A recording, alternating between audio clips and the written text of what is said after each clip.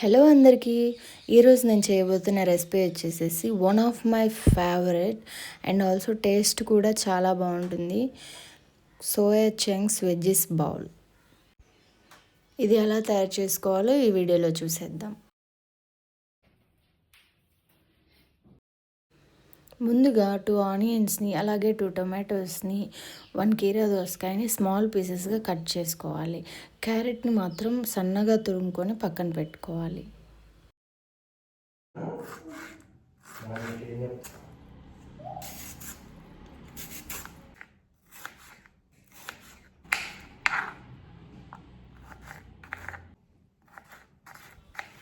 ఇప్పుడు మనం కట్ చేసుకున్న వెజ్జెస్ని ఒక బౌల్లో వేసుకొని పక్కన పెట్టుకోవాలి.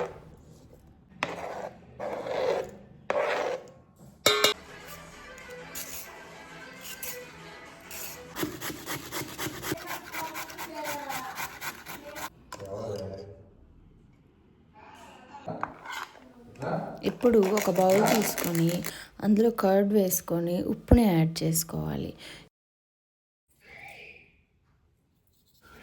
యాడ్ చేశాక ఇందులో పెప్పర్ పౌడర్, అలాగే జీరా పౌడర్, అలాగే కొరియండర్ పౌడర్ని కూడా యాడ్ చేసుకొని బాగా కలుపుకోవాలి. కలిపిన తర్వాత ఈ మిశ్రమాన్ని పక్కన పెట్టుకోవాలి. ఇప్పుడు కొరియండర్ లీవ్స్ తీసుకొని స్మాల్ పీసెస్గా కట్ చేసుకొని మనం ముందుగా కట్ చేసుకున్న వెజ్జెస్లోకి దాన్ని వేసుకోవాలి. తర్వాత సోయా చంక్స్ని ఒక బౌల్ తీసుకొని ఆ బౌల్ సోయా చంక్స్ని ఉడకబెట్టుకోవాలి. తర్వాత వాటిని స్క్వీజ్ చేసి వాటర్ అన్నిటిని రిమూవ్ చేసేసి పక్కన పెట్టుకోవాలి.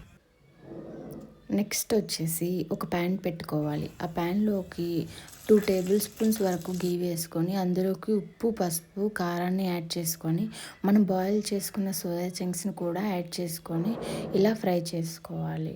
తరువాత మనం ఫ్రై చేసుకున్న సోయా చంక్స్ని తీసుకొని మనం ముందుగా రెడీ చేసి పెట్టుకున్న వెజ్జెస్ బౌల్లోకి ఆ సోయా చంక్స్ అండ్ మనం ముందుగా రెడీ చేసి పెట్టుకున్న కర్డ్ మిశ్రమాన్ని కూడా వేసుకొని బాగా కలుపుకోవాలి.